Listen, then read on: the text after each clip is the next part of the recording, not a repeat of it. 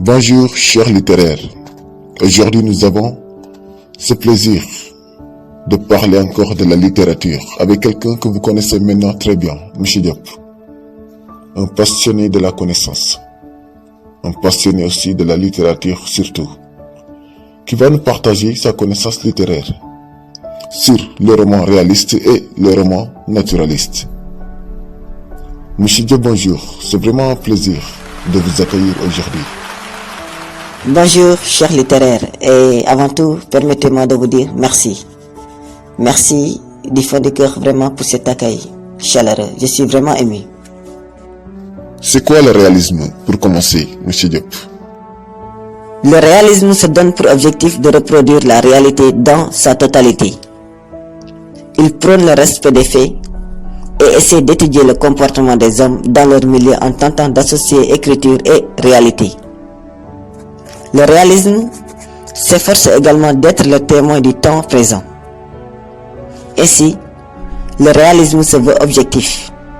C'est pourquoi il s'inspire de faits authentiques et de personnages réels. Né vers 1850, le courant réaliste triomphe avec la publication de Madame Bovary de Gustave Flaubert en 1857. Et qu'en est-il du naturalisme? C'est quoi le naturalisme, M. Diop? Le naturalisme est le prolongement du réalisme dans ce qu'il a de rigoureux, de minutieux, d'audacieux et de plus extrémiste. Émile Zola fixera la théorie du naturalisme entre 1866 et 1880.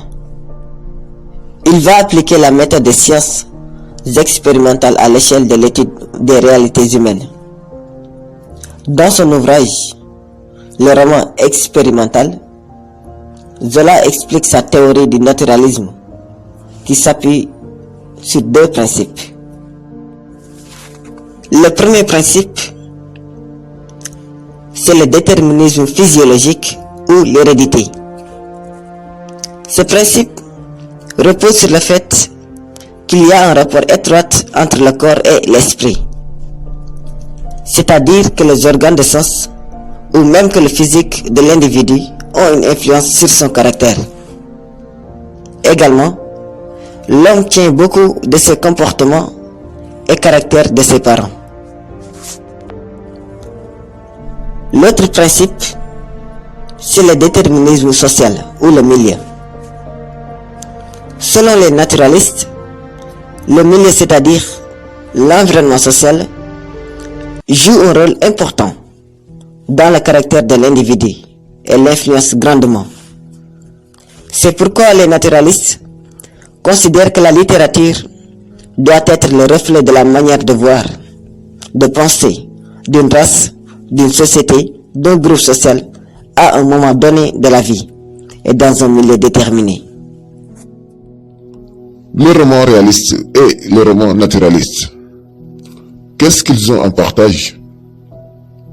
Sur quoi reposent leurs principes? Le roman réaliste et naturaliste repose sur le principe selon lequel l'art est impersonnel et l'écrivain ne doit pas mettre dans son œuvre ni ses sentiments personnels ni ses états d'âme. Le roman se doit de respecter la forme qui doit être à même de rendre avec exactitude la réalité, qu'elle soit cruelle ou belle. Pour les réalistes et les naturalistes, le roman devient impersonnel. C'est-à-dire que la peinture du monde extérieur se réalise avec l'effacement du créateur, le renoncement à la subjectivité, l'impartialité. Mieux encore, l'auteur doit s'effacer pour donner l'impression de n'avoir jamais existé, en vue de rendre l'histoire racontée plus vraie. Flaubert note en ce sens, j'ouvre les guillemets, le romancier dans son œuvre doit être comme Dieu dans l'univers, présent partout et visible nulle part. Fin de citation. Par rapport à l'histoire, le roman réaliste et naturaliste raconte des histoires de mœurs, tout en s'enracinant dans le réel, comme d'ailleurs le note Stendhal. Le roman est un miroir que l'on promène le long d'un chemin. Fin de citation. Dans ces histoires, l'accent peut être mis sur ce qui est extérieur, comme il peut être aussi mis sur la psychologie des personnages.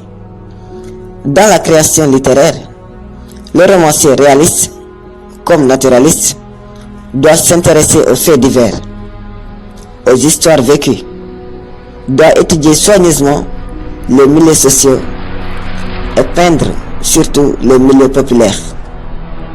Donc, qu'est-ce qu'on peut prendre comme conclusion sur le naturalisme et le réalisme? Le réalisme et le naturalisme sont deux courants littéraires presque identiques. Ils ont en commun le principe de l'observation du réel. Ils se différencient uniquement par le fait que le naturalisme, en plus de la documentation, s'appuie sur le principe scientifique de l'expérimentation. Cependant, les thèmes, les personnages, les lieux, en un mot, la création romanesque est la même au niveau de ces deux courants. Merci, c'était ça pour le roman réaliste et le roman naturaliste. On se retrouve à la prochaine pour un autre épisode. Merci à vous aussi, M. Diop. Les candidats vous remercient du fond du cœur. C'était vraiment un plaisir.